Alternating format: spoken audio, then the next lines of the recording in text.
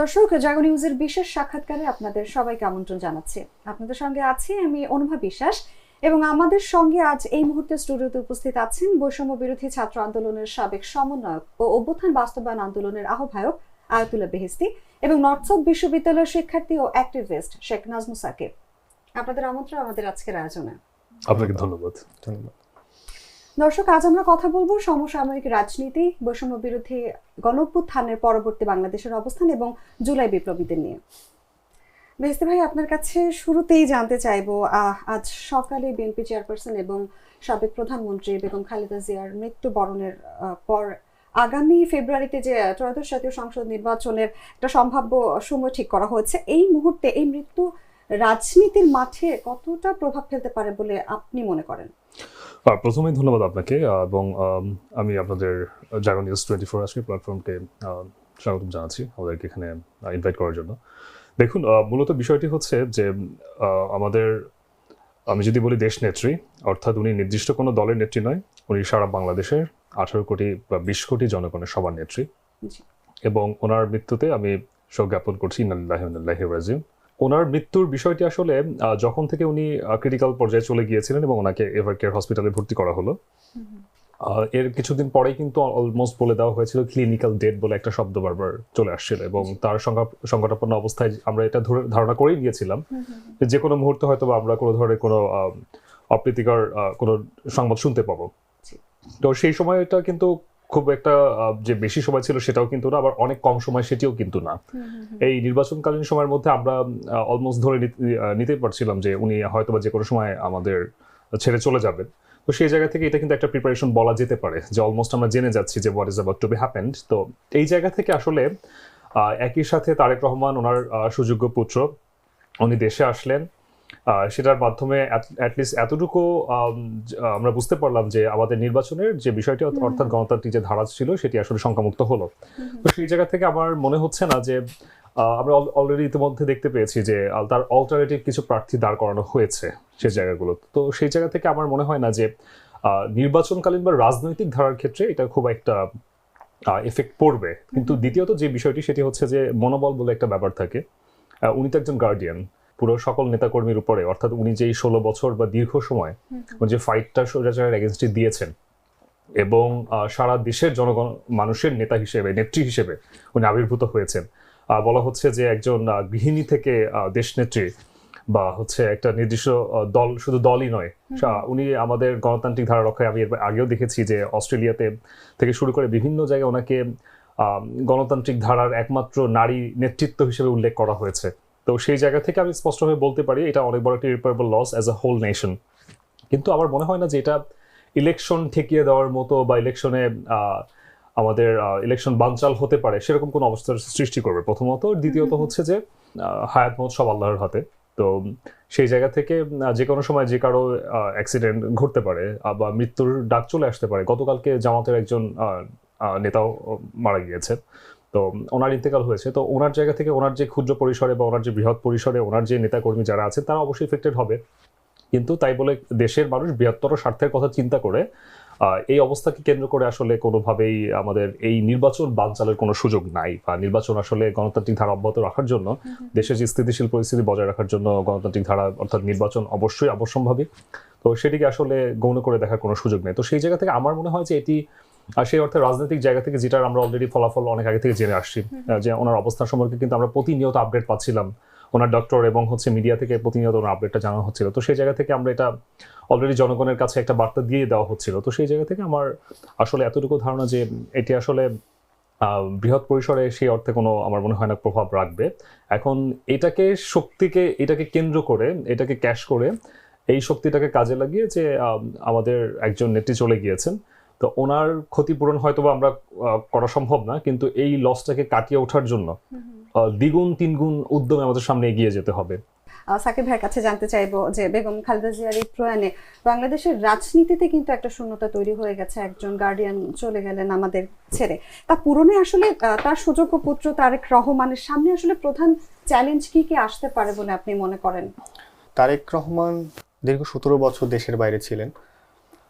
তো এই যে শূন্যতা তৈরি হয়েছে, শূন্যতাকে আবার ক্যাচ করতে হলে, গ্র্যাব করতে হলে তারেক রহমানকে কাজ করতে হবে। তো একটা বিষয় হয়তো আমরা বলে থাকি যে লং ডিস্টেন্স রিলেশনশিপ, যেটা সবসময় কাজ করে না। তবে একটা বিষয় আমরা লক্ষ্য করি, তারেক রহমান কিন্তু দীর্ঘ 17 বছর বাইরে থাকলেও দলকে যেভাবে গুছিয়ে রেখেছে, আমার মনে হয় সেটা যথেষ্ট হবে এই শূন্যতাকে কাটিয়ে ওঠার জন্য। আরেকটা বিষয়, বেগম খালেদা জিয়া ছিলেন কিন্তু আনকম্প্রোমাইজিং একজন নেত্রী। তো এই যে আশাটা, এটা কিন্তু এখন এটার আশাটা কিন্তু তারেক রহমানকে ক্যারি করতে হবে। তো ওনার উপর একটা এক্সপেকটেশন থাকবে সকলের, তিনি যেন দেশের স্বার্থে যেন এরকম আনকম্প্রোমাইজিং থাকতে পারে এবং দেশের যে পালসটা আছে তাকে বুঝতে হবে। এবং আরেকটা বিষয় দেখেন, এখন একটা প্রজন্মগত রাজনৈতিক একটা ধারার পরিবর্তন হচ্ছে।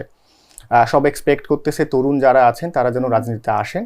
তো এই জিনিসটাকে তারেক রহমানকে বুঝতে হবে, বিএনপিকে বুঝতে হবে, এবং এই দলকে পরিচালনার ক্ষেত্রে তারেক রহমানের উচিত তিনি এই দীর্ঘ সময়ে অনলাইনের মাধ্যমে হোক বা যেভাবেই হোক দলের সাথে সম্পৃক্ত ছিলেন, সেই জায়গাটা থেকে সকলকে সম্মিলিত ক্রমে তরুণ যে প্রজন্মটাকে আছে তাদেরকে রাজনীতিতে ওয়েলকাম করা এবং তাদের রাজনীতির পথটাকে সুগম করে দেওয়া।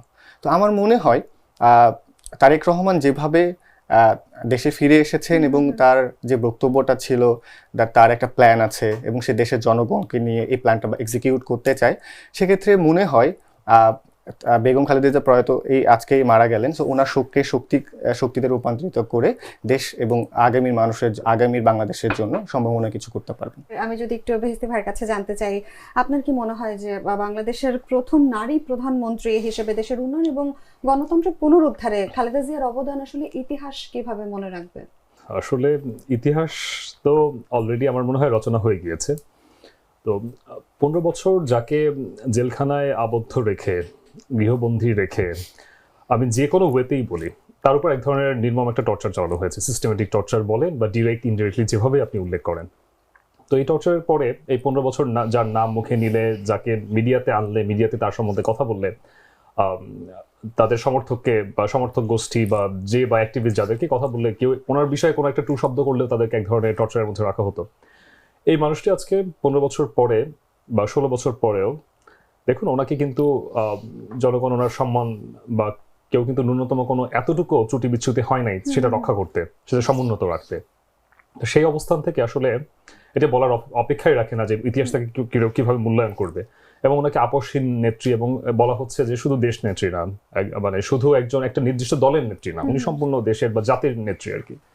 সেই জায়গা থেকে আসলে ইতিহাসের জায়গা তো ওনাকে অবশ্যই ওভাবে মূল্যায়ন করবে। আপসহীনতার যেই দৃষ্টান্ত উনি স্থাপন করে রেখে গিয়েছেন, সেই জায়গা থেকে এটা বারবার আমাদেরকে জানান দিবে, আমাদের ফিউচার জেনারেশন এখান থেকে ইন্সপায়ার্ড হবে এতটুকু যে আমার দেশের ক্ষেত্রে, দেশের সার্বভৌমত্বের ক্ষেত্রে, গণতান্ত্রিক ধারা অব্যাহত রাখার ক্ষেত্রে আমরা সবসময় আপসহীন থাকতে হবে। এবং এটা তো আমাদের জন্য বটেই, যারা ওনার হয়তো বা দল ফলো করছি না বা ওনার দলের কোনো অংশ না, কিন্তু বৃহৎ আকার বাংলাদেশের সব থেকে বড় দুটি দলের মধ্যে একটি বিএনপি, বাংলাদেশ ন্যাশনালিস্ট পার্টি। আমরা বিভিন্ন সময় দেখেছি পলিটিক্যাল ক্লাসগুলোর কারণে ছাত্র সংগঠনগুলো বলি বিশেষ করে, তরুণরাই তো প্রধান শক্তি, প্রধান চালিকা শক্তি, তাদের জায়গা থেকে তারা অনেক ত্রুটি বিচ্যুতি করে ফেলে। তো এই ধরনের লিগেসি একটা নির্দিষ্ট পলিটিক্যাল পার্টির জন্য বা একটা পলিটিক্যাল পার্টির জন্য সব থেকে বড় উপজীব্য। আমি যদি অন্যথায় বলি যে আমাদের প্রিভিয়াস 16 বছর যে ফ্যাসিস্ট রেজিম এটা ছিল, যেখান থেকে আমরা আওয়ামী লীগ নিষিদ্ধের বিষয়ে কথা বলেছি বা স্বৈরাচারীর যারা দোষর ছিল তাদের বিরুদ্ধে আমরা যেভাবে কথা বলেছি, ভবিষ্যৎ প্রজন্ম এদেরকে তো ইতিহাসে আস্ত করে নিক্ষেপ করবে। অন্যদিকে এই দলটির এত বড় একটি লিগেসি রেখেই উনি দুনিয়া ছাড়লেন।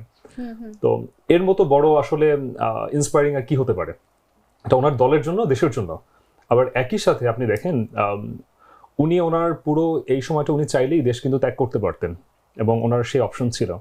উনি নেগোসিয়েশন করতে পারতেন, উনি কম্প্রোমাইজ করতে পারতেন। তো কোনো ধরনের কম্প্রোমাইজেশন ছাড়া, কম্প্রোমাইজিং একটা অবস্থার মধ্যে দিয়ে না গিয়ে উনি কারাবরণ করলেন, ওনাকে নির্মমভাবে ওনাকে অত্যাচার করা হলো। তো এই যে এটা একটা বিপ্লবী যে চিন্তাধারা, এটি আসলে সবসময় আমাদের তরুণদের জন্য সব থেকে বড় ভূমিকা পালন করবে বলে আমি মনে করি। তার দলের যে ছাত্র সংগঠন, তাদের প্রতি এক ধরনের বিরূপ মন্তব্য কিন্তু করা হয় বা বিরূপ একটা প্রতিক্রিয়া কিন্তু আসে। তো সেই জায়গা থেকে ওনাদের মতো প্রবীণ যারা এখন দুনিয়া ছেড়ে চলে যাচ্ছেন লিগেসি রেখে, তারা কিন্তু বারবার এই জিনিসগুলোকে কিন্তু ডিমিনিশিং করে যাচ্ছে এবং এইটা থেকে তাদের বারবার উঠে আসার সুযোগ আছে এখনো, যারা এখনো বিপদগামী হয়ে আছেন বা সত্যিকার অর্থে আমি যদি জাতীয়তাবাদী যদি মুখ দিয়েই বলি ভিতরে ধারণ না করি, সেই বিষয়টি কিন্তু এখান থেকে অনেক বড় একটা শিক্ষার কিন্তু অপার সম্ভাবনা রয়েছে।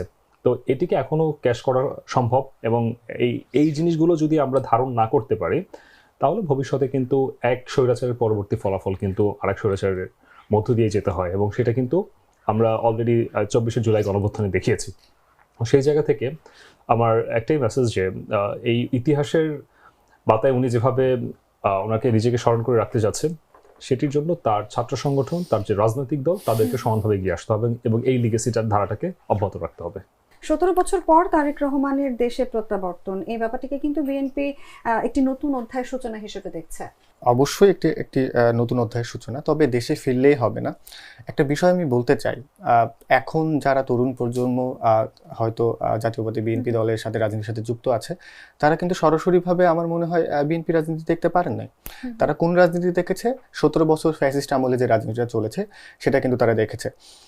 তো ওই রকমভাবে চর্চারও কোনো সুযোগ ছিল না এই 17 বছরের মধ্যে রাজনীতি।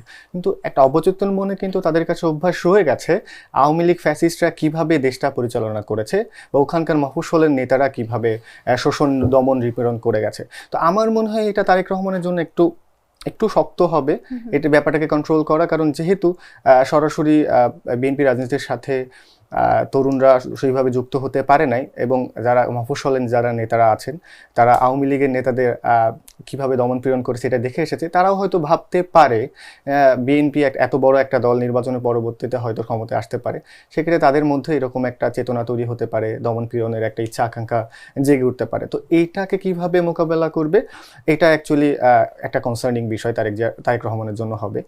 তবে আমি মনে করি তিনি যেভাবে এসেছেন, তার 31 দফার যে দাবিগুলো আমরা দেখেছি, তো এটা যদি বাস্তবায়ন করতে পারে, এবং জুলাই একটা কিন্তু লেসন, এটা হয়তো আওয়ামী লীগ লেসনটা নিয়ে যেতে পারে না, লেসনটা দিয়ে গেছে পরবর্তী রাজনৈতিক দলগুলোর জন্য। তো এই লেসনটা যদি উনি আসলেই নিয়ে থাকেন, তাহলে আমার মনে হবে দমন পীড়নের যে ব্যাপারটা থাকে, নেতাকর্মীদের যে একটু বিনয়ী হতে হবে, দেশের মানুষের জন্য কাজ করতে হবে, জাতীয়তাবাদী চিন্তা নিয়ে রাজনীতি করতে হবে, এটা যদি তিনি নিশ্চিত করতে পারেন, তাহলে আসলেই তার প্রত্যাবর্তনের মধ্য দিয়ে একটি নতুন অধ্যায়ের সূচনা হতে যাচ্ছে। তারেক রহমান দেশে ফেরার পরে আমরা যেমন ভাষণ তার শুনেছি, আপনারা আসলে এই ভাষণটাকে কিভাবে দেখছেন? মার্টিন লুথারের একটা কথা ছিল, আই হ্যাভ এ ড্রিম। তিনি ওখান থেকে হয়তো অনুপ্রাণিত হয়ে বলেছেন আই হ্যাভ এ প্ল্যান।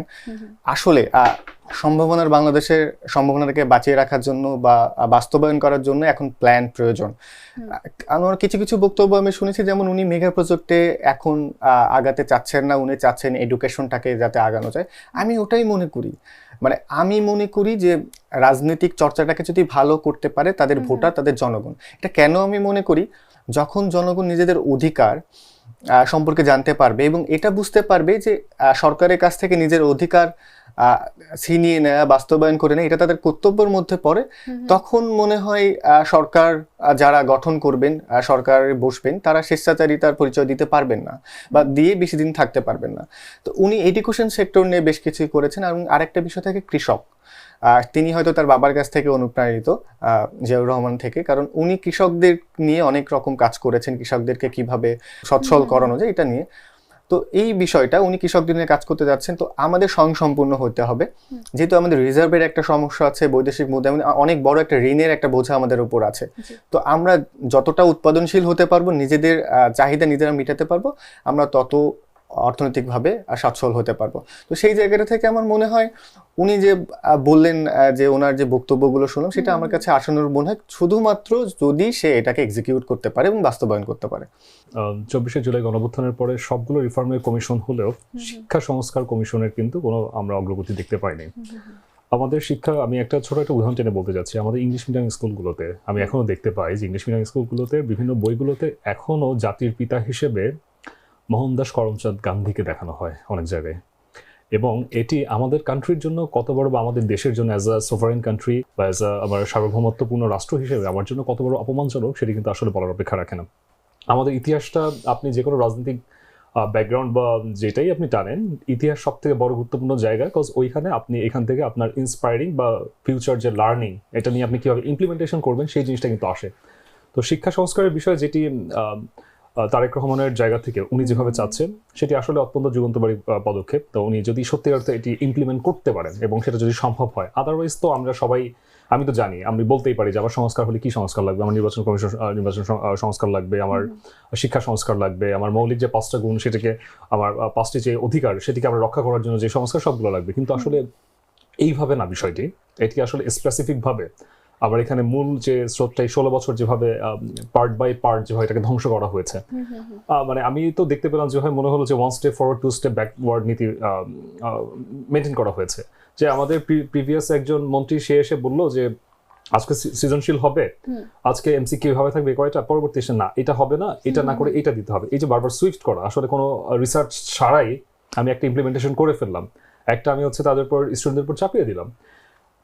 এইভাবে করলে কখনো জাতি আগাতে পারবে না, বিকজ তাদের তো আসলে সত্যিকার অর্থে দেশের দেশ যেভাবে উন্নতি হবে, জাতি হিসেবে যেভাবে উন্নত থাকবে সেটা নিয়ে চিন্তা ছিল না। তাদের জাস্ট জনগণের কাছে মানে মুখরোচক এবং জাঁকজমকপূর্ণ কিছু উপস্থাপন করতে হবে, জনগণকে জাস্ট দেখাতে হবে শো অফ করার জন্য যে আমার কান্ট্রিতে আমরা কিছু করতে যাচ্ছি।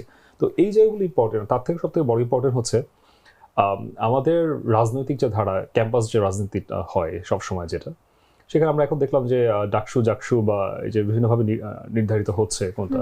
আমার কাছে একটা বিষয় মনে হয় যে আসলে ক্যাম্পাস ওয়াইজ এই রাজনীতিটা কিছুটা হলে আমার মনে হয় ডিমিনিশ করা উচিত, বরং অ্যাজ আ হোল একটা সেন্ট্রালাইজ ওয়েতে আমার মনে হয় এই রাজনীতিটা আসা উচিত।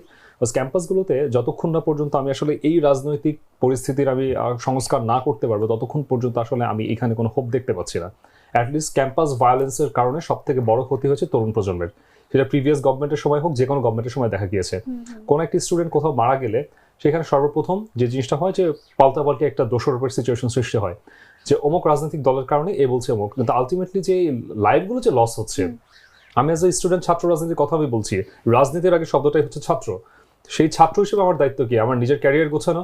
আমি অ্যাজ এ স্টুডেন্ট হিসেবে আমি কি দিতে চাচ্ছি, কি করতে চাচ্ছি, আমি যেই এক্সপার্টিস বা যেই কনসেন্ট্রেশনে পড়াশোনা করছি সেই কনসেন্ট্রেশন সম্বন্ধে আমি কতটুকু জ্ঞান আহরণ করতে পারছি, সেখানে আমার কি পরিমাণ রিসার্চ হচ্ছে সেই বিষয়গুলো নিয়ে। কিন্তু সেগুলো বাদ দিয়ে সেই ছাত্র অংশটুকু কেটে গিয়ে আমি দেখছি যে রাজনীতি মুখ্য হয়ে যাচ্ছে, কে কোথায় কোন ভাইয়ের পেছনে অমুক ভাই এগিয়েছিল। এই সিস্টেমটা যদি ব্রেকেজ না করতে পারি, এই ধারাটা যদি আমি না ভাঙতে পারি, এই গতানুগতিক ধারা, তাহলে আলটিমেটলি পরিবর্তন সম্ভব হবে না।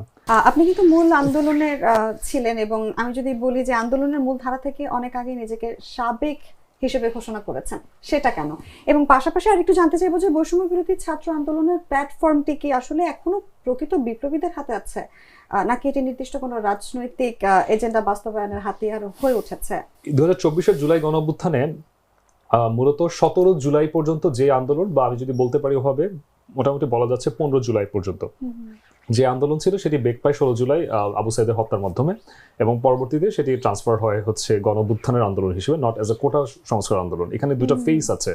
কোটা সংস্কার আন্দোলন এক পর্যায়ে থেমে যায়, যেটা হচ্ছে 17 জুলাই ঢাকা বিশ্ববিদ্যালয়ের হলগুলোতে যখন অ্যাটাক করা হয়, তখন কোটা সংস্কার আন্দোলনের মধ্যে দিয়ে তাদের আন্দোলন এখানে শেষ হয়। কিন্তু পরবর্তীতে সেটি 18 জুলাই বেসরকারি বিশ্ববিদ্যালয়ের শিক্ষার্থী হত্যার মাধ্যমে সেটি গণ আন্দোলন, বা আমি যদি বলি গণ অভ্যুত্থানের আন্দোলনের রূপ নেয়, এবং যেটিকে আমরা গণ অভ্যুত্থান ওইখান থেকে সূচনা আমরা এভাবে বলছি। দেখুন, আসলে সমন্বয়কের পদটা মূলত এটা কোনো সমন্বয় বলতে রাজনীতিতে কোনো পদও নাই সেই অর্থে। এটা বেসিক্যালি পুরো আন্দোলন যারা অর্গানাইজ করছে, বা যারা হচ্ছে নিজের লাইফের রিস্ক নিয়ে আন্দোলনটাকে চালাচ্ছে বা মোটিভেট করছে, বা জাস্ট বার্তাগুলো পৌঁছে দিচ্ছে বা অর্গানাইজ করছে, এইটা হচ্ছে জাস্ট তাদের জন্য। মুভমেন্টের পরবর্তীতে আসলে 5ই আগস্টের পরে সমন্বয়কের থাকাটা আসলে সে অর্থে যৌক্তিকও না, বিকজ আন্দোলন তো শেষ, বা আমাদের ইনিশিয়াল গোলে আমরা পৌঁছে গিয়েছি যে স্বৈরাচারী শেখ হাসিনার পতন, যেটা এক দফার দাবি ছিল। কিন্তু পরবর্তীতে আসলে এক দফার দাবি হয়ে গেল, আর নতুন যাতে স্বৈরাচার না তৈরি হতে পারে সেই জন্য যে আবার আন্দোলন চলছিল, অর্থাৎ আমরা যে বিভিন্ন রিফরমেশনের কাজ করছিলাম, যেমন আমরা শুরুতে যে ধাক্কাটা খেয়েছিলাম যে আমাদের জায়গা থেকে আমরা দেখেছিলাম যে আমাদের বিচার ব্যবস্থা সংস্কার হয়নি, যারা বলেছিলেন পদত্যাগ করবেন, একটা বিপ্লব হলে কি হয়, কাঠামোগত সব পরিবর্তন হয়ে যায়। সেই জায়গা থেকে আমাদের সাথে একাত্মতা পোষণ করে প্রত্যেকটা কাঠামোতে যারা সিনিয়র, আমাদের আমলা থেকে শুরু করে বিচারক থেকে শুরু করে সবাই পদত্যাগ করে আমাদের সাথে একাত্মতা পোষণ করবে এবং নতুনভাবে আমরা সবকিছু সাজাবো। সেটি তারা করে নাই, তখন তাদেরকে আমরা বাধ্য করেছি পদত্যাগ করতে, যেটা হচ্ছে বিপ্লব যেভাবে হওয়ার কথা আর কি, যেভাবে হয়। তো সেই জিনিসটাতে আমরা খেয়াল করেছি যে তখন এই বিষয়গুলোকে আমাদের জোর করে করে করতে হচ্ছে। তো সেই জায়গা থেকে সমন্বয়কের তখনও কিছুটা ভূমিকা ছিল, বা তখনও তাদেরকে কাজ করতে হচ্ছিল।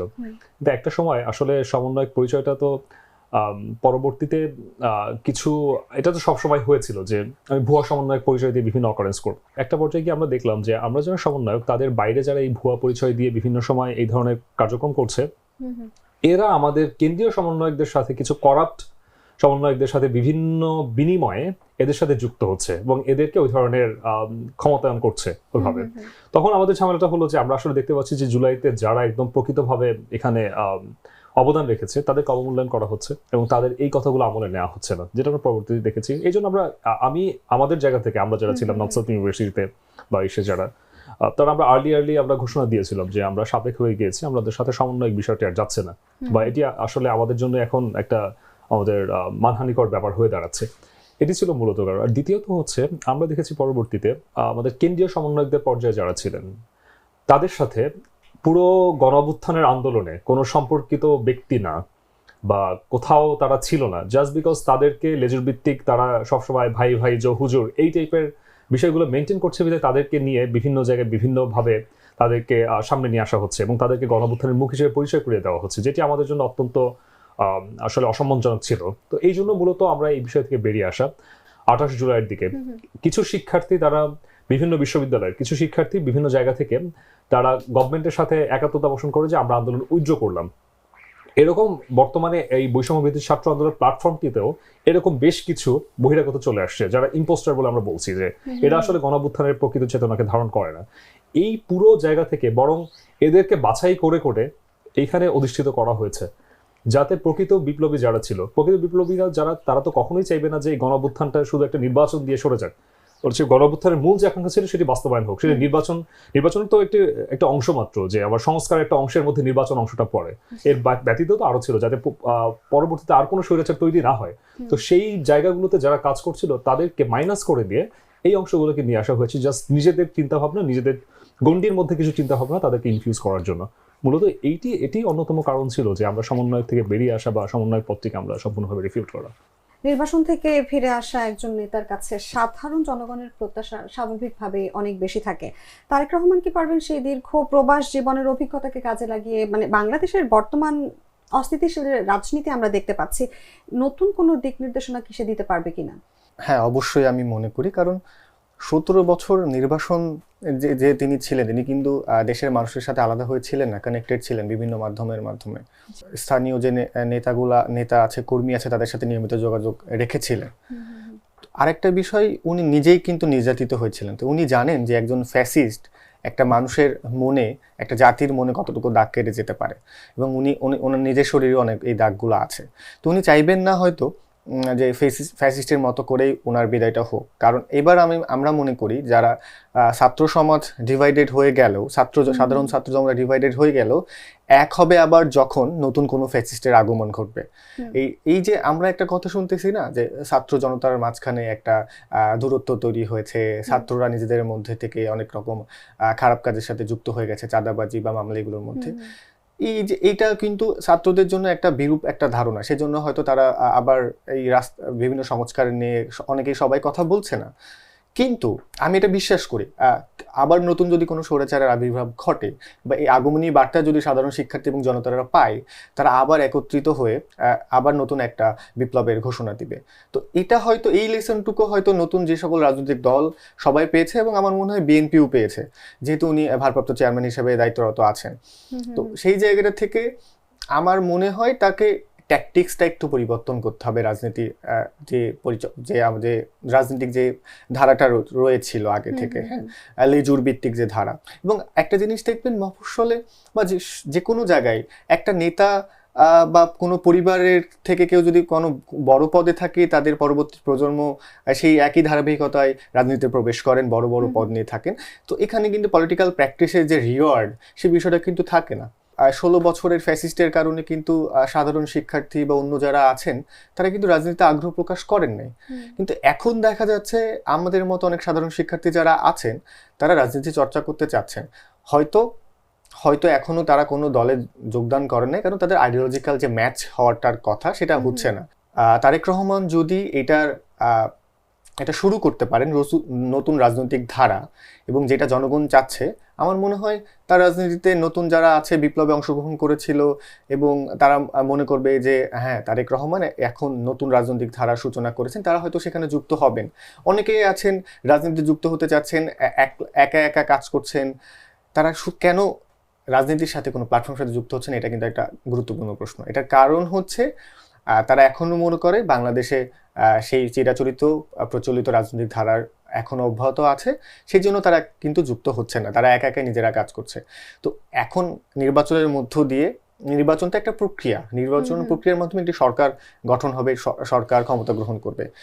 অ্যাকচুয়াল ইমপ্রেশনটা আসে কিন্তু সরকার গঠনের পরবর্তীতে। এখন জনগণের প্রত্যাশা পূরণের জন্য, ভোট আদায়ের জন্য অনেক অনেক অনেক অনেক কিছু করে থাকেন। তো সরকার গঠনের পরে যদি নমনীয়তা, নম্রতা, ভদ্রতা এবং দেশের মানুষের জন্য কাজ করার আগ্রহ এবং প্রবণতা যদি জনগণ দেখতে পায়, এবং এরকম প্ল্যান যদি তারেক রহমান নিয়ে আসেন এবং সেটার বাস্তবায়ন যদি জনগণ দেখতে পায়, তাহলে মনে হবে এটা একটা যুগান্তকারী পদক্ষেপ হতে যাচ্ছে। জুলাই বিপ্লবের অন্যতম কারিগর যদি আমি বলি, বেসরকারি বিশ্ববিদ্যালয়ের শিক্ষার্থীরা আজ নিজেদের অবহেলিত মনে করছেন। বিপ্লবীদের একাংশের, যেমনটি আপনারা দুজনেই কিন্তু বলছিলেন যে চাঁদাবাজিতে জড়িয়ে পড়ার বিভিন্ন অভিযোগ আমরা কিন্তু প্রায়শই দেখতে পাচ্ছি, এগুলো কি আন্দোলনের মূল ধারাকে বা মূল অর্জনকে ম্লান করে দিচ্ছে? এই জুলাই গণঅভ্যুত্থানে সর্বাধিক ভূমিকা, মোস্ট ক্রুশিয়াল মোমেন্টে সর্বাধিক ভূমিকা রেখেছে বেসরকারি বিশ্ববিদ্যালয় এবং মাদ্রাসার শিক্ষার্থীগণ। এই ব্যাপারে সবাই একেবারে একমত, এখানে কোনো দ্বিমত নাই। বেসরকারি বিশ্ববিদ্যালয় একেবারে ফরমেশন হয়ে বা একেবারে অর্গানাইজড ওয়েতে ঘোষণা দিয়ে অফিসিয়ালি রাস্তায় আসে 16 জুলাই বা 15 জুলাই। তো এর আগেও কিন্তু বেসরকারি বিশ্ববিদ্যালয় ছিন্ন বিচ্ছিন্নভাবে বিভিন্ন অঞ্চলে আন্দোলন করছিল, বাট সেটি কোনো অফিসিয়াল ঘোষণার মাধ্যমে না।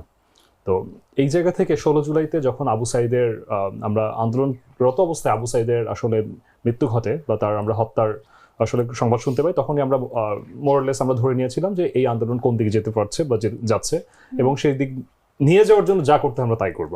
সেটা আরো বেগবান হয়। 17 জুলাইতে ঢাকা বিশ্ববিদ্যালয়ে অ্যাটাক হয়, ঢাকা বিশ্ববিদ্যালয় হলে হলে ঢুকে শিক্ষার্থীদেরকে মারধর করে, পরবর্তীগুলো হলগুলোকে ভ্যাকেন্ট করে দেওয়া হয়।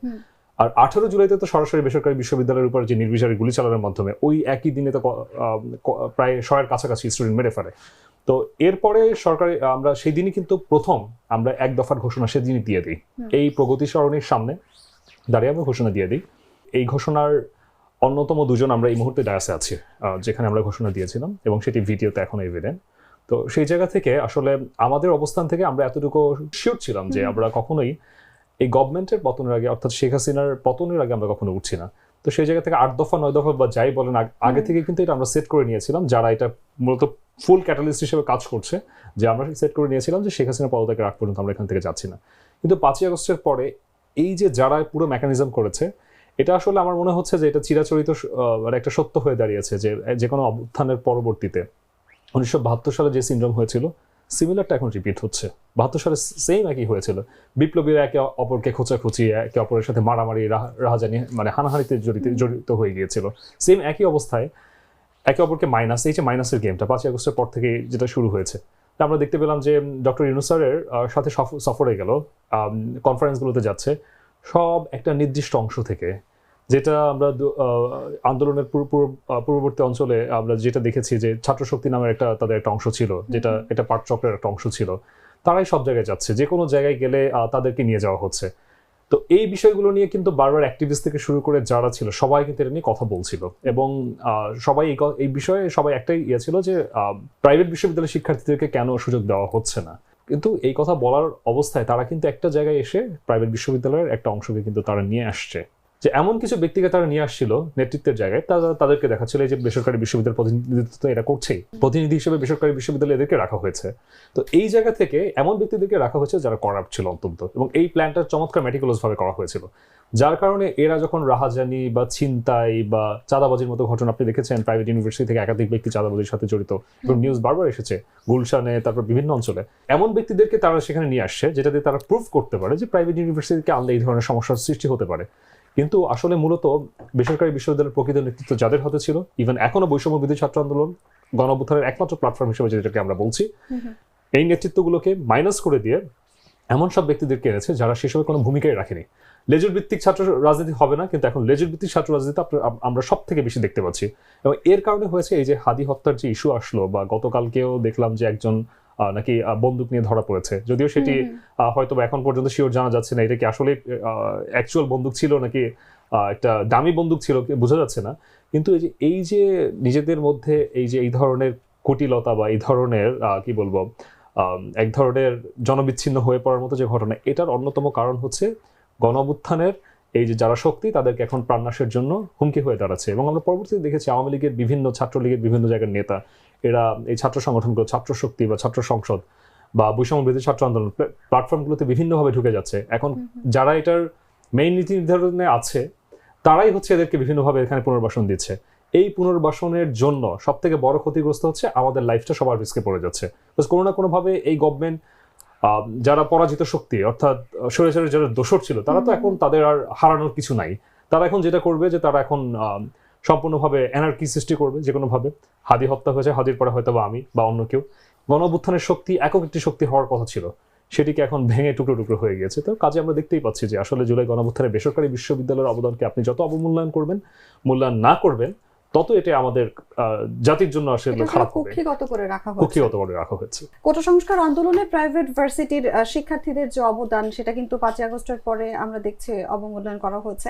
এই পরবর্তী নীতি নির্ধারণ পর্যায়ে যে সঠিক মূল্যায়ন করা হয়নি, যেমনটি বেজতি ভাই বলছিলেন, এটার কারণ আসলে কি এবং তারা কেন নিজেদেরকে বঞ্চিত বলে মনে করছেন? আন্দোলনটা কিন্তু স্বতঃস্ফূর্তভাবে হয়েছিল। আর আমার যতটুকু মনে পড়ে 17 তারিখের পর থেকে 17 তারিখ পর্যন্ত কিন্তু আন্দোলনটা ছিল হচ্ছে কোটা সংস্করণ আন্দোলন। তারপরে যখন হলগুলোকে ভ্যাকেন্ট করে দেওয়া হয়, প্রাইভেট ইউনিভার্সিটি শিক্ষার্থীরা আমরাই এই কোটা সংস্কার আন্দোলনকে আমরা সরকার বিরোধী বা ফ্যাসিস্ট বিরোধী আন্দোলনে রূপান্তরিত করি। তো এর পরবর্তীতে এখানে যারা ছিল সবাই কিন্তু একটা আইডিওলজি নিয়ে ছিল, একটা মোটিভ নিয়ে ছিল, এই ফ্যাসিস্টকে যেভাবে হোক বিদায় করতে হবে। তার পরবর্তীতে যখন তারা সাকসেস হয়, ফ্যাসিস্ট শেখ হাসিনাকে, খুনি হাসিনাকে যখন বিদায় করে, তখন স্পেশালি প্রাইভেট ইউনিভার্সিটির শিক্ষার্থীরা ছিল তারা নিজ নিজ জায়গায় চলে যায়। আমার মনে হয় যখন তারা উপদেষ্টা পরিষদে গেল, বিভিন্ন জায়গায় যাচ্ছিল, তখনও তারা অবহেলিত ফিল করে নাই। তাদের কাছে মাঝখানে এই আকাঙ্ক্ষাটা ছিল না। তারা অবহেলিত তখনই ফিল করেছে যখন তাদের সম্মুখীন হতে হচ্ছিল যে ছাত্রদের জন্য দেশের আজকে এই অবস্থা, ছাত্ররা চাঁদাবাজিতে জড়িয়ে যাচ্ছে। তখন অ্যাকচুয়ালি তারা ফিল করতেছিল তারা অবহেলিত হয়েছে। কেন? তাদের তো কোনো আকাঙ্ক্ষা ছিল না। তারা এসেছিল স্বতঃস্ফূর্ত একটা আন্দোলনে অংশগ্রহণ করার জন্য, বাস্তবায়ন করার জন্য, যাতে ফ্যাসিস্ট খুনি হাসিনার বিদায় ঘটে। কোটা সংস্কারের পরবর্তীতে কিন্তু একটা বন্যা আমাদের উপর বন্যার অনেক একটা অবস্থা হলো। তখন অনেক সাধারণ শিক্ষার্থী কিন্তু বন্যা ত্রাণ নিয়ে তাদেরকে কিভাবে পুনর্বাসিত করে এটা নিয়ে কাজ করতেছিল। এর মধ্যে কিছু শিক্ষার্থী, আমি যদি প্রাইভেট ইউনিভার্সিটির কথা বলি, তারা ওদিকে না গিয়ে তারা রূপায়ণের ওদিকে ঘোরাফেরা করে, তারা এনসিপি কারোর সাথে দেখা করে। এখন দেখেন, এত বড় একটা ভ্যাকুয়াম হয়ে গেল, সাধারণ জনতারা, সাধারণ শিক্ষার্থীকে এত বেশি একটা অ্যাকসেপ্টেন্সের জায়গাটা দিল, তখন কিন্তু অনেক জায়গায় নেতৃত্বের একটা ভ্যাকুয়াম তৈরি হয়। তো এখন এই জায়গায় কারা আসবে? আমার মনে হয় এনসিপিতে যারা ছিল, বৈষম্যবিরোধী ছাত্র আন্দোলনে যারা ছিল, তারা শুধুমাত্র তাদেরকেই জায়গা দিয়েছে যাদের সাথে তারা পূর্ব পরিচিত ছিল, বা যারা তাদের যেরকম ইচ্ছা আছে সেটাকে বাস্তবায়ন করতে সাহায্য করবে বা তাদের কথা শুনবে তাদেরকে। এখন আরেকটা বিষয় কিন্তু আছে, এই যে প্রাইভেট ইউনিভার্সিটির শিক্ষার্থীরাদেরকে নিয়ে চাঁদাবাজি যে ঘটনাগুলো, এগুলো প্রত্যেকটা নিউজে এসেছে তাদের গ্রেপ্তারের পরে।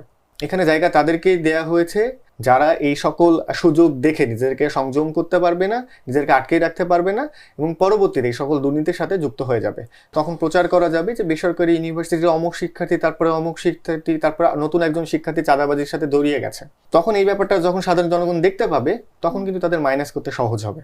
এবং এটা করা হয়েছে। এবং আয়াত ভাই যেটা বলে, এটা একটা মেটিকুলাস ডিজাইন ছিল। এখান থেকে অনেক লোকজনকে আমরা দেখেছি, অনেক শিক্ষার্থীকে দেখেছি, অনেক অভিভাবককে দেখেছি, অনেক শিক্ষককে দেখেছি। এদের কেন জায়গা হলো না? এরা হয়তো তাদের সকল কথাই হ্যাঁ বলবে না, সেজন্যই আর কি। প্রথমে গুলশানে হচ্ছে আমার সম্ভবত রিয়াদকে গ্রেপ্তার করা হয়, তারপর মোহাম্মদপুরে একজনকে গ্রেপ্তার করা হয়।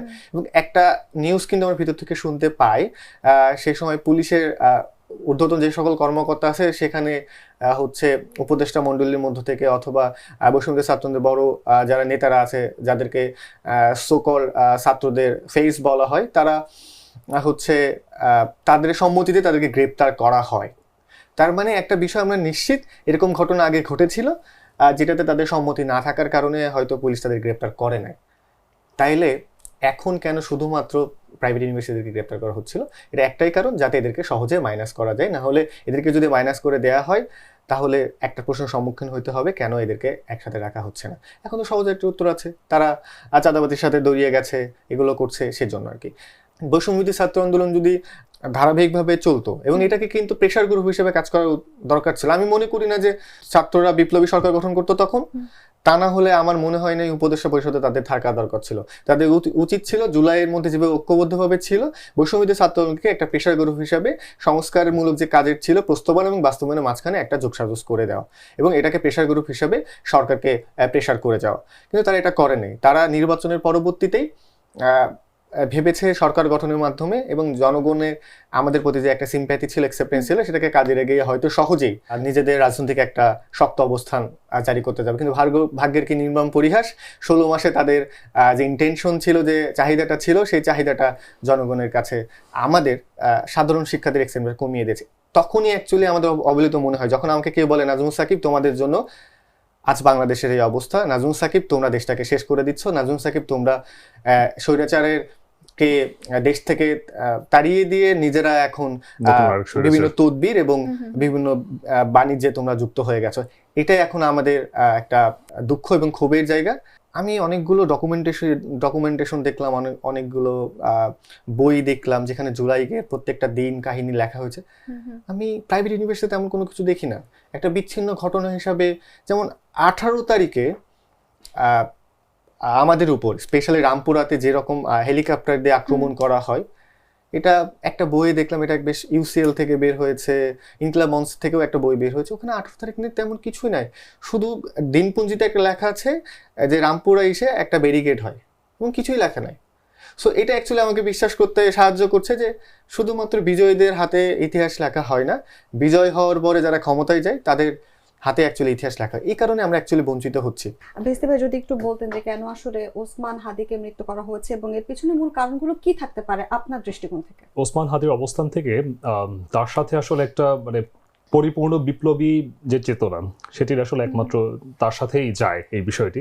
এই এনসিপি বা আমাদের তরুণদের মধ্যে থেকে যারা নেতৃত্বে দাঁড়িয়েছে এবার জুলাই গণঅভ্যুত্থানের পরবর্তী সময়ের নেতৃত্ব, যেটা আমি বলি একমাত্র আমি ওসমান হাদিকে সমর্থন করতাম। এর একটি কারণ ছিল, দেখুন ওসমান হাদির জায়গা থেকে সে কিন্তু সম্পূর্ণ নিরপেক্ষভাবে প্রত্যেকটি বিষয় নিয়ে টক শো থেকে শুরু করে তার আলোচনা এবং বক্তব্যগুলোতে সে বলতো, এবং তার জায়গা থেকে স্পষ্টভাবে সেই কথাটি কিন্তু সে নিজেও বলেছে যে এনসিপি হচ্ছে এই জুলাই গণঅভ্যুত্থানকে কক্ষিগত করেছে। শুধু কক্ষিগতই করে না, এবং লাস্ট মুহূর্তে এসে এনসিপি অ্যাজ এ দল হিসেবে, আমরা তো কখন চাচ্ছিলাম যে তারা স্বতন্ত্র একটি দল হিসেবে যাক, শিক্ষার্থীদের তরুণদের যারা নেতৃত্ব ছিল তাদের দল হিসেবেই যাক। এনসিপি যেহেতু বলে ফেলেছে যে তারা জুলাই গণঅভ্যুত্থানের নেতৃত্ব দানকারী রাজনৈতিক দল হিসেবে আত্মপ্রকাশ করেছে, সেই জায়গা থেকে তারা হচ্ছে যাক। কিন্তু পরবর্তীতে একদম শেষ মুহূর্তে এসে জামাতের সাথে একাত্মবোধ বা তাদের যে জামাতের সাথে যে ধরনের অ্যালায়েন্স যারা তারা করলো, সেটা যেভাবেই নাহিদ উল্লেখ করুক যে এটা আমাদের রাজনৈতিক একটি কূটকৌশল বা এক ধরনের একটা স্ট্র্যাটেজি, যেটাই হোক, কিন্তু আলটিমেটলি এটা আমার মনে হয় না যে তরুণরা কেউ এটা ভালোভাবে গ্রহণ করেছে। ওসমান হাদির জায়গা থেকে সে সম্পূর্ণ স্বতন্ত্রভাবে সে নির্বাচন করবে বলে সে জানিয়েছিল। আমি এই কথাটি নিয়ে ফেসবুকে একটি স্ট্যাটাস দিয়েছিলাম যে ওসমান হাদির মৃত্যুতে আসলে রাজনৈতিক যে যারা আছে তাদের সবারই লাভ হয়েছে। সে যেই ফ্যাক্ট সেগুলোই তুলে ধরতো, যেটা সত্য সেটাই সে বলতো তার জায়গা থেকে। তো সে বিএনপির ক্রিটিক্স করেছে, আওয়ামী লীগের তো ক্রিটিক্স করতেই হবে, সে যেহেতু স্বৈরাচার হয়ে গিয়েছিল, এবং একই সাথে এনসিপি বা নতুন রাজনৈতিক দল হিসেবে অন্যান্য যারাই আছে তাদের সবার ক্রিটিক্স সে করেছে। প্রত্যেকটা জায়গা থেকে সে যৌক্তিকভাবে বিষয়গুলো উপস্থাপন করেছে। তো সেই জায়গা থেকে এরকম একজন যুক্তিবাদী মানুষ যদি থাকে, সে একটা তার বক্তব্য দিয়েছিল যে তার মতো একজন হাদি বা আরো 10টা হাদি যদি তৈরি হয়, পার্লামেন্ট কাঁপিয়ে দেওয়ার কোনো ব্যাপার না। আসলে আমি তাই মনে করি যে তার মৃত্যুতে আজকে এতদিন পরে তার মৃত্যুকে ন্যূনতম কোনোভাবে টলানো যায়নি, তার মৃত্যুর বিষয়টিকে কোনোভাবে এখান থেকে ওখানে সরানো যায়নি। অনেকে এটা নিয়ে পলিটিক্স করার চেষ্টা করছে। আলটিমেটলি দিন শেষে একটা জিনিসই প্রমাণিত হচ্ছে যে বিপ্লবী হিসেবে তার যে চেতনা বা তার যে ফুটপ্রিন্ট উনি রেখে যাচ্ছেন, এটাকে কখনো ভাঙা সম্ভব হবে না। এটাকে অনেকে ক্যাশ করবে, কিন্তু আলটিমেটলি ওনার কথায় এবং ওনার যেই ভাষ্য সেটিতে এতটুকু স্পষ্ট যে আমাদের জায়গা থেকে আমরা যতভাবেই বলি ওনার মৃত্যুর সাথে আমাদের বহির্বিশ্ব জড়িত। এবং এখানে মারাত্মক সোর্স থেকে বলছে নানাভাবে, যে একবার বলছে যে আমাদের স্বরাষ্ট্র উপদেষ্টা তো একটা ফেইল্ড উপদেষ্টা, তাকে নিয়ে নতুন কোনো কিছু বলার নাই। ওনার যে ডিপার্টমেন্টগুলো আছে, পুলিশ বা প্রশাসন বাহিনী থেকে স্পষ্টভাবে বলে দেওয়া হয়েছে তারা নাকি দেশ ছেড়ে পালিয়েছে, যারা তার হত্যারক ছিল। কিন্তু এখন গতকালকে ইন্ডিয়ান যারা প্রশাসন আছে সেখান থেকে বলা হচ্ছে যে ইন্ডিয়াতে তাদের কোনো অবস্থান নাই। এতটুকু জানতে পেরেছি সে চলে যেতে পেরেছে, তার যে হন্তারক যারা ছিল। কিন্তু এটা আমরা বুঝতে পারি না এখন পর্যন্ত যে সে হন্তারক চলে যেতে পেরেছে, এই নিউজটা আমাদের কাছে আসছে, কিন্তু তার আগ পর্যন্ত সে কোথায় ছিল এটা আমরা বের করতে পারলাম না। এই বিষয়গুলোকে স্পষ্টভাবে এতটুকু প্রমাণ দিচ্ছে আমাদের গভর্নমেন্টের একটা অংশের সাথে জড়িত আছে। এবং এতে আমাদের কি লাভটা হচ্ছে, সেই লাভটা হচ্ছে যে উনি যেভাবে আমাদের প্রত্যেকটা উপদেষ্টার কে জবাবদিহি করেছেন, ক্ষমতায় থাকা অবস্থায় তারা প্রত্যেকটা উপদেষ্টার ক্ষমতা থেকে নামার পরে, যেটা আমরাও বারবার বলছি, অভ্যুত্থান বাস্তবায়ন আন্দোলনের আমার জায়গা থেকে আমাদের ছোট একটা সংগঠন যেটি নিয়ে আমরা অভ্যুত্থানের যে আকাঙ্ক্ষা ছিল সেটি বাস্তবায়ন নিয়ে কাজ করছি, সেখান থেকে আমরা স্পষ্টভাবে বলেছি প্রত্যেকটা উপদেষ্টাকে। এই যে রিসেন্টলি আমরা দেখেছি যে নির্বাচনের আগ মুহূর্তে যে কার কি পরিমাণ সম্পত্তি, কাদের কি কোন প্রার্থীর কি পরিমাণ গচ্ছিত সম্পত্তির পরিমাণ কত, সেটির মূল্যমান কত, সবকিছু নিয়ে কথোপকথন হচ্ছে। তাহলে উপদেষ্টারা যদি জনগণের ম্যান্ডেট নিয়ে, জনগণের সমর্থনে যদি গণঅভ্যুত্থানের সরকার বা অন্তর্বর্তীকালীন সরকার গঠন হয়, তাহলে সেই উপদেষ্টারা পদত্যাগ করার পরে অবশ্যই তাদেরকে হিসাব দিতে হবে যে তারা কি পরিমাণ সম্পত্তি অর্জন করেছেন এই পুরোটা সময়, তার আগে তাদের সম্পত্তির পরিমাণ কত ছিল। আমরা অলরেডি এর মধ্যে দেখেছি কয়েকজন উপদেষ্টার এপিএস কয়েক হাজার কোটি টাকা দুর্নীতি করেছে, কয়েকশো কোটি টাকা দুর্নীতি করেছে। এই বিষয়গুলোকে নিয়ে হাদি বারবার কথা বলেছে, আমরাও বলেছি। তো আজকে এগুলো বলার মতো সত্যিকার অর্থে হাদির মৃত্যুর পর এই বিষয়টা সম্পূর্ণভাবে থমকে গিয়েছে।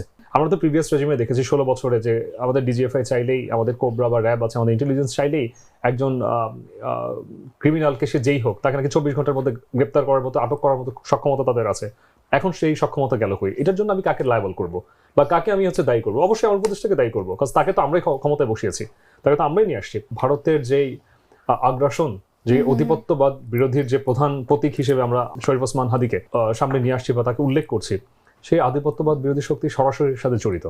তো সেই দূর জায়গা থেকেই যদি আমরা কোনো ধরনের আমরা জবাব না পাই, তাহলে আমরা অবশ্যই আমাদের প্রতিরক্ষা মন্ত্রণালয় এবং আমাদের স্বরাষ্ট্র মন্ত্রণালয়কে আমরা দায়ী করব। এবং একই সাথে আমরা যতদিন পর্যন্ত শরীফ ওসমান হাদির এই হত্যার বিচার না হবে, আমরা রাজপথ ছাড়ব না। এর মধ্যে কিন্তু এনসিপির মধ্যে এক ধরনের ভাঙনের সুর আমরা দেখতে পাচ্ছি। তো মধ্যে কিন্তু 6 জন শীর্ষ নারী নেত্রী পদত্যাগ করেছেন। পাশাপাশি গতকাল সন্ধ্যায় সাবেক উপদেষ্টা আসিফ মাহমুদ এনসিপিতে যোগ দিয়েছেন, এমন খবর আমরা দেখতে পাচ্ছি। আপনি আসলে পুরো বিষয়টিকে কিভাবে দেখছেন? তো আসিফ মাহমুদের জায়গা থেকে, তার জায়গা থেকে কিন্তু সে কালকে এনসিপিতে যোগদান করলেও সে কিন্তু দুপুরে আবার মনোনয়ন কেড়েছে গণ অধিকার পরিষদের কাছ থেকে। তো এই জায়গা থেকে তার একটা সুবিধাজনক অবস্থান আমরা বারবার পরিলক্ষিত হচ্ছে আমাদের কাছে। তো আসিফ মাহমুদের আসলে বর্তমানে এনসিপিতে আসাটা বা তার জায়গা থেকে এই যেটা হচ্ছে ডক্টর তাসনিম জারার জায়গাটা সেই মুখপাত্র হিসেবে আসছে, সেই জায়গা থেকে তার জায়গা থেকে এটা আমার কাছে মনে হয় না খুব একটা বেশি ইম্প্যাক্ট যেভাবে দেখানো হচ্ছিল শুরুতে সেটা ইম্প্যাক্ট পড়েছে। কজ আলটিমেটলি আসিফ মাহমুদের বিষয়ে নানা ধরনের অভিযোগ আছে। সে উপদেষ্টা হলেও আমরা তাকে ছাত্র উপদেষ্টা হিসেবে যদি আমরা গভর্নমেন্টে তাকে একটা জায়গায় প্রতিনিধিত্ব হিসেবে, ছাত্রদের প্রতিনিধিত্ব হিসেবে বা জুলাই গণঅভ্যুত্থানের একটা প্রতীকী বিপ্লবের প্রতিনিধিত্ব হিসেবে যদি তাকে আমরা মিনিস্ট্রিতে পাঠিয়েই থাকি, তো সেই জায়গা থেকে অবশ্যই এখানে অনেকগুলো আমাদের তার কাছে জবাবদিহিতার ব্যাপার চলে আসে। সেটি প্রথমতই হচ্ছে যে তার এপিএস এর জায়গা থেকে আমরা শুনলাম মোয়াজ্জেম, তার এপিএস অর্থাৎ যার এগেইনস্টে একটা অনেক বড় একটা অ্যামাউন্টের দুর্নীতির অভিযোগ যেটি দুদকে তদন্ত করেছে এবং তাকে দেশ থেকে নিষেধাজ্ঞা দেওয়া হয়েছে। তো সেটির বিষয়ে তার অবস্থানটা কি এবং তার সাথে কারা কারা জড়িত ছিল, এবং আমরা এটাও শুনেছি সেই এপিএস নাকি নিজেও একটা জায়গায় নির্বাচনী প্রচারণা চালাচ্ছে। এই বিষয়গুলো ক্লিয়ার না করলে আসলে আমার মনে হয় না তাকে এনসিপিতে নেওয়াটা এনসিপির জন্য খুব একটা বেশি সুখকর কোনো ব্যাপার হয়ে দাঁড়াচ্ছে, বরং এটি তাদের জন্য একটা নেগেটিভ মার্কিং হবে। টুডে অর টুমরো তো এই ওসমান হাদি হত্যার ইস্যু বা আরো ইস্যুগুলো কেটে যাবে, তখন কিন্তু জনগণ আবার এই বিষয়গুলো ভয়েস রেজ করবে, বরং এটা তাদের জন্য একটা নেগেটিভ পয়েন্ট হয়ে দাঁড়াবে। জামাতের সাথে এনসিপির যুক্ত হওয়ার বিষয়টা শুধু জামাতের সাথে কেন, আমরা আসলে গণঅভ্যুত্থানের নেতৃত্ব যারা দিয়েছে তাদের এতই তাদের দায়সারা গোছের হয়ে দাঁড়ালো, দায়সারা গোছের তাদের সমর্থক হয়ে দাঁড়ালো যে একটা ডাকসু নির্বাচন হলো, সেখানে যাকে আমরা এক দফা দাবির ঘোষক হিসেবে উল্লেখ করছি, আর সেও মাত্র অল্প কিছু সংখ্যক ভোট নিয়ে কোনো রকমে সে একেবারে কোনো রকমে ফিরে আসলো এবং তারা কোনো ধরনের কোনো এখানে স্পেসই পেল না। এটি আসলে আমাদের জন্য অত্যন্ত দুঃখজনক এবং এটি সব থেকে বড় প্রমাণ যে মাইনাসের রাজনীতি লেজুর ভিত্তিক রাজনীতি, এবং এই সকল বিষয়গুলোর কারণে অ্যাকুমুলেটেড ভাবে পুরো জুলাই গণঅভ্যুত্থানের আকাঙ্ক্ষাকে এই নির্দিষ্ট একটা অংশের কাছে কুক্ষিগত করে রাখার জন্য এটি বিনষ্ট হয়ে আছে।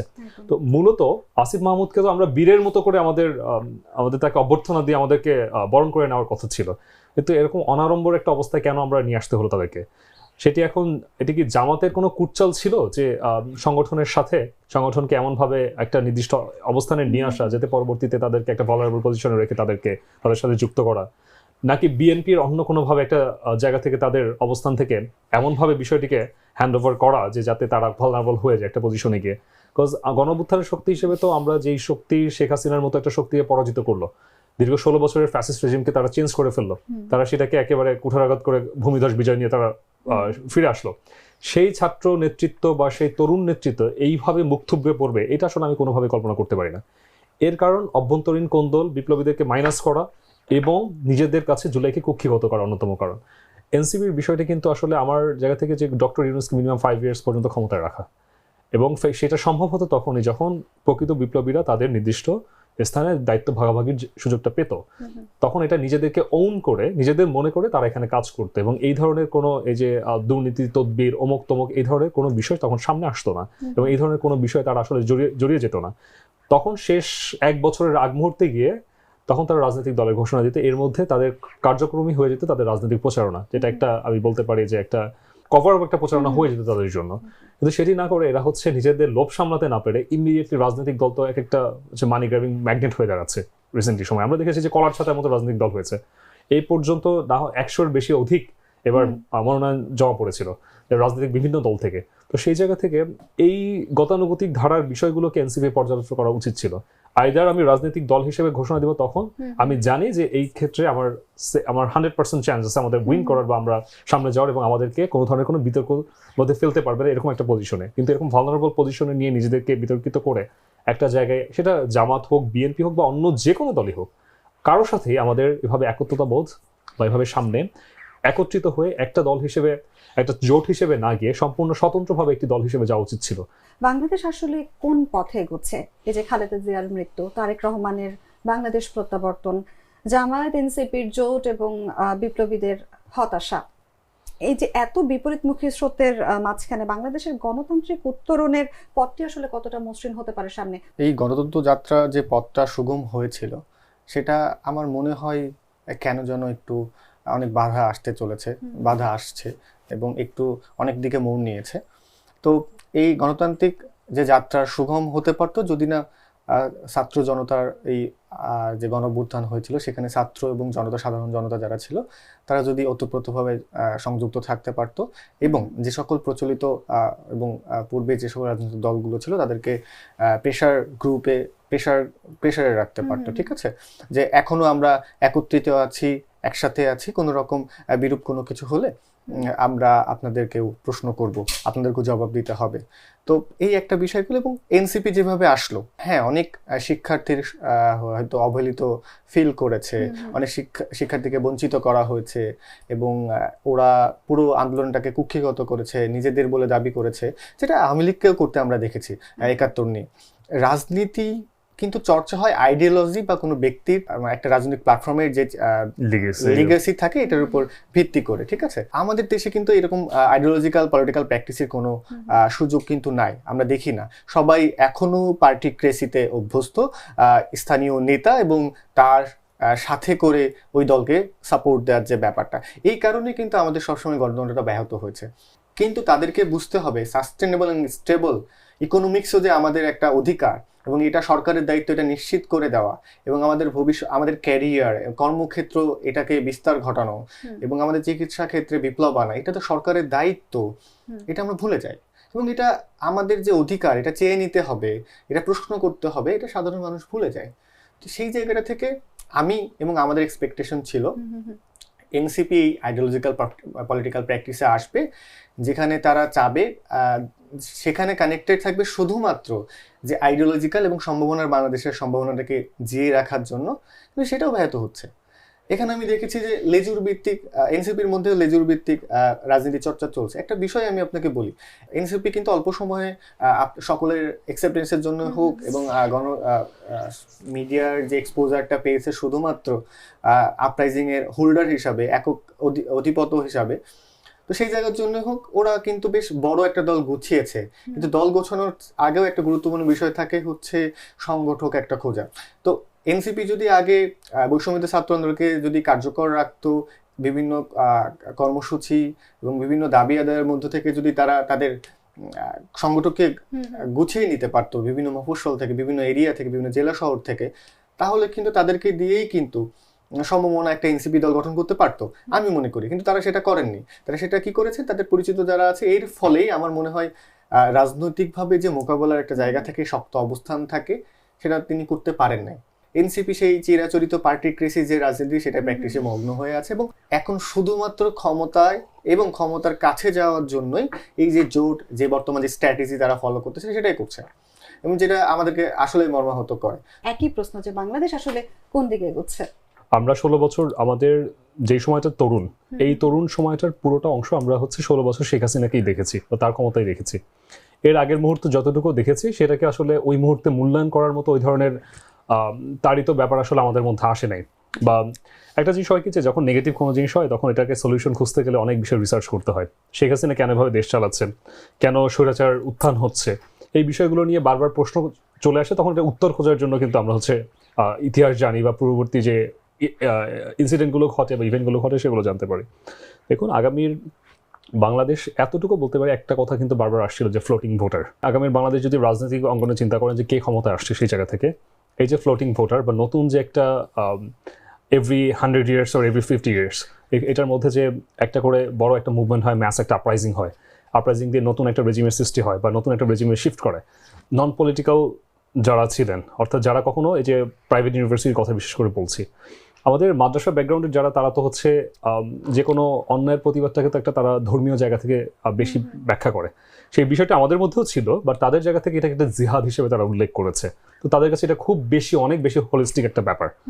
আমাদের কাছে এই বিষয়টি শিক্ষার্থীদের কি বলবো, শিক্ষার্থীদের দাবি রক্ষার্থে বা শিক্ষার্থীদের দেশের জনতার তাদের অধিকার রক্ষার্থে একটা আন্দোলন এবং একই সাথে স্বৈরাচার দমনের একটা আন্দোলন।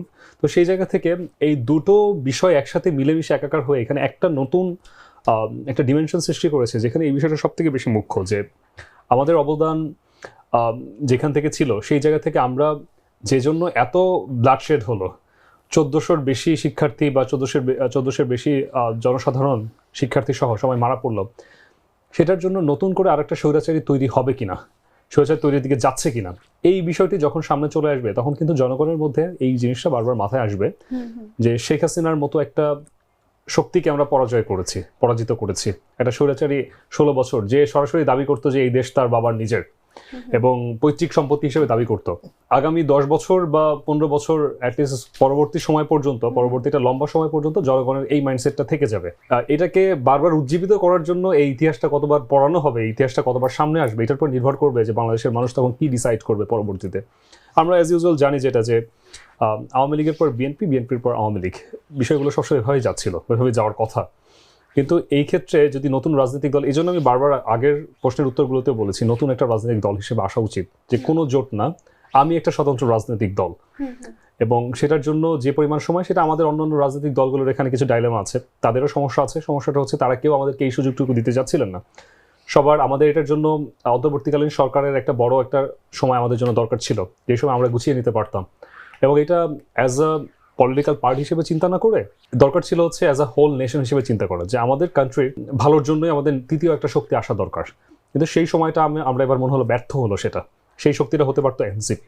অভ্যুত্থানের কোনো একটা বিশাল একটা অংশ নিয়ে সেই সময়টা, সেই জায়গাটা গঠন করা সম্ভব ছিল, কিন্তু আসলে আমাদের নিজেদের ভুল বা নিজেদের জায়গা থেকে যথেষ্ট সেই অর্থে আমাদের ইচ্ছা ছিল না, ইচ্ছার ঘাটতি। একই সাথে অন্যান্য পলিটিক্যাল পার্টি তারা এই বিষয়গুলো পলিটিক্যালি মোকাবেলা করছিলেন এবং তারা কোনোভাবে এটাকে আসলে একটু সহনশীলতার পর্যায়ে থেকে আমার মনে হয় না চিন্তা করছিল। যদি চিন্তা করতো অবশ্যই এখানে সম্ভব ছিল। এখানে কেউ কাউকে নিজের দলে টানার জন্য, নিজের দলে টেনে নিজেরা জিতে যাবো, বিষয়টি এভাবে আসলে ব্যাখ্যা করার মতো কোনো সুযোগ ছিল না অ্যাটলিস্ট। তবে আমার এতটুকু আশ্বাস, প্রিভিয়াস রেজিম থেকে তারা এতটুকু শিক্ষা নেবে যে শুধু যে আমি কোটা সংস্কার বিষয় নিয়ে আন্দোলন করতে হবে, আমার দেশের জনগণ তো আসলে নিজেদের রাইট সম্বন্ধে নিজেরা সচেতন না। অধিকারটা কি, অধিকার বলতে কোন অধিকারের কথা আমি বলছি, অধিকারটা কিরূপ হতে পারে। আমি যে আজকে আমাকে 1000 বা 10,000 টাকার বিনিময়ে বা আমাকে কিছু স্বার্থের বিনিময়ে আমার কাছ থেকে ভোটটা লিখে নিল, এই ভোটের জন্য যে আমি আগামী 5 বছরের জন্য একটা ইনফিজিক্যাল না হলেও আমি অন্যভাবে একটা জেলের মধ্যে আটকে গেলাম এবং আমার চিন্তা চেতনার কতটুকু এখানে প্রতিফলন ঘটবে। মূল কথা আমাদের এক একটা ভোট যে কতটা মূল্যবান নিজেরাও জানি না। এবং এই বিষয়গুলো সম্বন্ধে আসলে সচেতন আমাদের পলিটিক্যাল পার্টিগুলো ইচ্ছা করে করবে না। যদি করে, জনগণ যদি সচেতন হয়ে যায়, তখন কিন্তু তারা এগুলোকে র্যাশনালাইজড ওয়েতে চিন্তা ভাবনা করবে। কিন্তু এই চিন্তা ভাবনা অ্যাটলিস্ট না করতে পারলেও অ্যাটলিস্ট এতটুকু বলা যায় যে আমি স্বৈরাচার, গভর্নমেন্ট আসলে গভর্নমেন্টের জায়গা থেকে এই ধরনের সিচুয়েশনে তারা পড়বে, এইভাবে পতিত হবে, এইভাবে পরাজিত হবে। সেই জায়গা থেকে আসলে মূলত এগুলো ব্যাখ্যা করে তাদের জায়গা থেকে সুযোগ আছে, তাদের জায়গা থেকে শুধরানোর সুযোগ আছে। তারা অ্যাটলিস্ট এটা চিন্তা করবে। জনগণের জায়গা থেকে যদি জনগণ ওভাবে নাও চিন্তা করতে পারে, কিন্তু তাদের এই ভয়টা কিন্তু তাদের মধ্যে থাকবে যে শেখ হাসিনা পলায়ন করতে হয়েছে। এবং এটা আরো জোরালো হবে যদি হাদি হত্যার বিচারটা হয়, যে স্বৈরাচার পলায়ন করার পরে তারা যে ধরনের এনার্কি দেশের মধ্যে সৃষ্টি করার চেষ্টা করে, যে ধরনের বিশৃঙ্খলা সৃষ্টি করার চেষ্টা করে, সেটা পরিণতি কি হতে পারে, এবং কোনো বহির দেশের শক্তিকে কেন্দ্র করে কোনো বাহিরের কোনো ইনফ্লুয়েন্স কাজে লাগিয়ে যে ক্ষমতায় বসবে তার অবস্থানটা যে প্রিভিয়াস গভর্নমেন্টের মতো, স্বৈরাচার গভর্নমেন্টের মতো হবে, সেটা কিন্তু তাদের জন্য অনেক বড় একটা শিক্ষণীয় ব্যাপার হয়ে দাঁড়ালো। তো মোটা দাগে আমি বলতে পারি যে আমাদের অবস্থান থেকে আমরা তো সচেতন থাকবোই। এই গণঅভ্যুত্থান থেকে যারা নির্বাচন বা কোনো সরকার গঠনের কোনো অবস্থানে পার্টিসিপেট করছেন না, এই সিভিল সোসাইটি বা এই যে নতুন নতুন গ্রুপ, এই যে আমি বললাম অভ্যুত্থান বাস্তবায়ন আন্দোলন থেকে শুরু করে আরো নতুন নতুন গ্রুপ যে ক্রিয়েট হয়ে দাঁড়াচ্ছে, এরা কিন্তু একটা প্রেশার গ্রুপ হিসেবে থাকবে। এবং এরা যখনই কোনো ধরনের কোনো ইন্ডিভিজুয়াল হোক বা as a group of people হোক, যখনই কোনো ধরনের কোনো এই ধরনের কোনো অবস্থার সৃষ্টি হবে যে দেশের সার্বভৌমত্ব কম্প্রোমাইজ হচ্ছে এবং ক্ষমতায় টিকিয়ে রাখার বিনিময়ে দেশের সার্বভৌমত্বের একটা অংশকে আমরা বিকিয়ে দিচ্ছি, এই ধরনের কোনো অবস্থা ক্রিয়েট হলে তখন কিন্তু এর আবার সামনে চলে আসবে। তো মোটা দাগে আমি এতটুকু বলতে পারি যে আমি আসলে একেবারে আশা হারিয়ে ফেলছি না। অ্যাটলিস্ট পরাজিত স্বৈরাচারকে যাতে আমরা ফিরিয়ে না আনি এবং সেটা যাতে নতুন স্বৈরাচার আবার তৈরি না হয়, সেই দিকে আমরা সবাই সচেষ্ট থাকবো ইনশাল্লাহ। এবং আমিও বলতে চাইবো, নানা রকম হতাশার মধ্যে আসলে একটি সোনার বাংলা গড়ার প্রত্যাশা নিয়ে আমরা আমাদের আজকের আয়োজন এখানে শেষ করতে চাই। আপনাদের দুজনকে অসংখ্য ধন্যবাদ আমাদের সঙ্গে আজকের আয়োজনে উপস্থিত থাকার জন্য। জি, আপনাকেও ধন্যবাদ। দর্শক, এই ছিল আমাদের আজকের আয়োজনে। আশা করি যে যেখানে আছেন সবাই ভালো থাকবেন, সুস্থ থাকবেন এবং জাগো নিউজের সঙ্গে থাকবেন। ধন্যবাদ সবাইকে।